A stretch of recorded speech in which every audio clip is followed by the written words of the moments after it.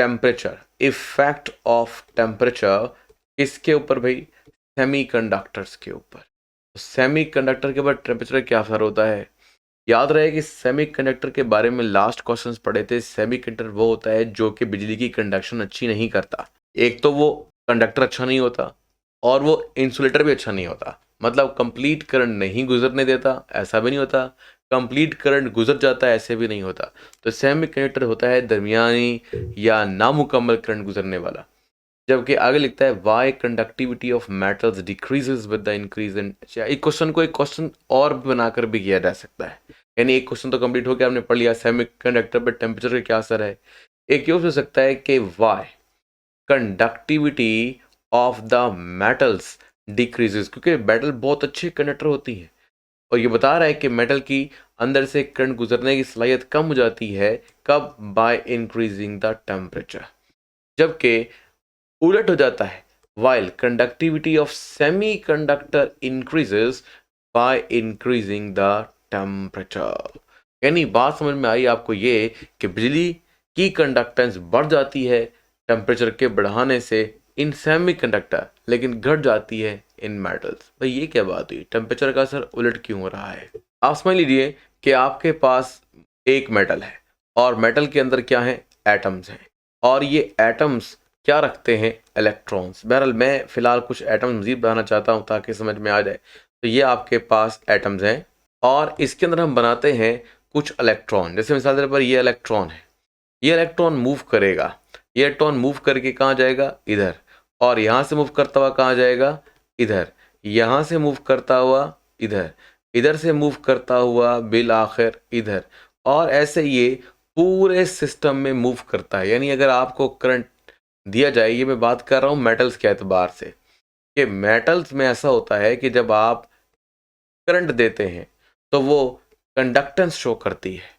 क्यों? क्योंकि वहां पर फ्री इलेक्ट्रॉन होते हैं, इलेक्ट्रॉन्स आर मूविंग। मिसाल के तौर पर हम कहते हैं कि it is a nucleus, nucleus of every atom, या यूं कह लें पॉजिटिव। चलो, तो पॉजिटिव शो कर रहा है न्यूक्लियस को और ये न्यूक्लियस अट्रैक्ट करता है इलेक्ट्रॉन्स को। जैसे कि मैंने इलेक्ट्रॉन अभी बनाए थे, तो ये मान लीजिए कि इलेक्ट्रॉन जो मैं अब बना रहा हूँ, दिस इज इलेक्ट्रॉन। अब आप कहेंगे सर ये इलेक्ट्रॉन किसका है? ये इलेक्ट्रॉन या तो इस वाले एटम का है या वो इस एटम का है। भाई दोनों के न्यूक्लियस के जेर असर है, दोनों के न्यूक्लियस इसको अट्रैक्ट कर सकते हैं। तो जो इलेक्ट्रॉन अभी मिसाल के तौर पर इस एटम में था भी अगर, तो वो दूसरे में आ चुका है, फिर वो तीसरे में चला जाएगा और इस तरह से इलेक्ट्रॉन फ्लो करेंगे फ्रॉम वन साइड, या कह लें left side, to the right side of the wire. Periodic table ना कह दीजिएगा। तो ये आगे की तरफ जा रहा है। ये जी मेटल की conductance due to the free electron. अब हमने क्या करना है? अब हमने करनी है बदतमीजी। वो ये क्या करनी है? वो ये कि हमने यहाँ पर फराहम करनी है हीट। मैं फिलहाल इसको हीट को जरा ऐसे शो कर रहा हूँ ताकि आपको समझ में आ जाए कि ये हमने छोला बनाया है, ठीक है जी। और एनर्जी यहाँ से प्रोवाइड की जा रही है। मतलब मैं एक्चुअली दिखाना चाहता हूँ कि टेम्परेचर इज इंक्रीजिंग। अब क्या होगा? जब टेम्परेचर इंक्रीज करेंगे तो वो जो हमारे पास क्या है, अट्रैक्शन है इन एटम्स के दरमियान, वो अट्रैक्शन ब्रेक होने लगेगी और एटम्स जो आपस में जुड़ के रहते हैं, सिर्फ इलेक्ट्रॉन मूव कर रहे थे, तो जो एटम्स जुड़ के रहते हैं वो वाइब्रेट ज़्यादा ज़ोर से करने लगेंगे। पहले वाइब्रेट कर रहे थे, अब ज़्यादा वाइब्रेट करेंगे। आप ये कह लें वो ऑसिलेट करेंगे। वो आप कह रहे हैं कि जो इलेक्ट्रॉन फ्रीली मूव करता हुआ आगे की तरफ जा रहा था, उन वाइब्रेशंस की वजह से उनके दरमियान, यानी इलेक्ट्रॉन्स के फ्लो के दरमियान मज़ाहमत आ जाएगी।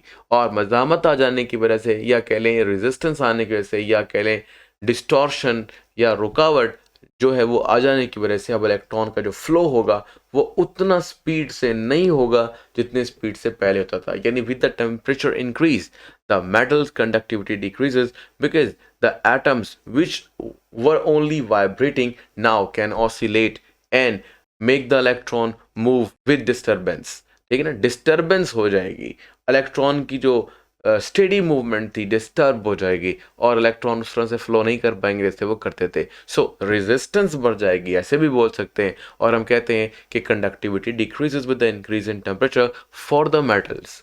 अब आते हैं सेमीकंडक्टर की तरफ। सेमीकंडक्टर क्या कहता है? सेमीकंडक्टर में मसला ये है कि वो जो इलेक्ट्रॉन्स है ना, जो इजीली अवेलेबल होते हैं for the conduction of electricity, वो ही कम होते हैं।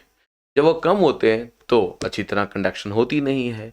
अब जब आप मिसाल के तौर पर इसे हीट करने लगते हैं, यानी सेमीकंडक्टर को आप एनर्जी देते हैं, टेम्परेचर बढ़ा देते हैं, तो क्या होगा? तो अब ये होने वाला है कि जो हीट बढ़ेगी तो वही मामला यहाँ पे वकूफ़ पसीर होगा जो पहले था। पहले भी ये हुआ था कि जो एटम्स के दरमियान अट्रैक्शंस थी, इंटरैक्शंस थी, वो कमज़ोर पड़ गई थी। अभी भी ऐसे होगा, लेकिन इसके नतीजे में कुछ यहाँ ये होने वाला है सेमीकंडक्टर में कि पहले एटम लूज़ नहीं होंगे, पहले एटम में जो मौजूद वैलेंस शेल के इलेक्ट्रॉन है वो लूज़ होंगे, यानी इलेक्ट्रॉन अब फ्रीली अवेलेबल होंगे। तो हरारत के बढ़ाने से सेमीकंडक्टर के अंदर इलेक्ट्रॉन्स की जो फ्री मूवमेंट होती है वो ज़रा इजी हो जाती है, और अगर फ्री मूवमेंट ऑफ इलेक्ट्रॉन हो तो हम कहते हैं इट इज़ गुड कंडक्टर। तो फिर सेमीकंडक्टर की जो कंडक्टेंस है वो इंक्रीज करेगी, increases with the increase in temperature. तो ये जी हमारे पास है सारा फंडा दोनों के दरमियान का। उम्मीद है कि आपको समझ में आ गया होगा। लाइक, शेयर एंड सब्सक्राइब ज़रूर कीजिएगा, दूसरों के साथ शेयर करें ताकि उनका भी फ़ायदा हो। जो क्वेश्चन आपको पूछना है कमेंट बॉक्स में आप मुझसे पूछ सकते हैं, मैं कोशिश करूंगा कि जितना जल्द हो सके आपके क्वेश्चन का आंसर दे दूं। तो अब तक के लिए अल्लाह हाफिज़, अपना ख्याल रखिएगा।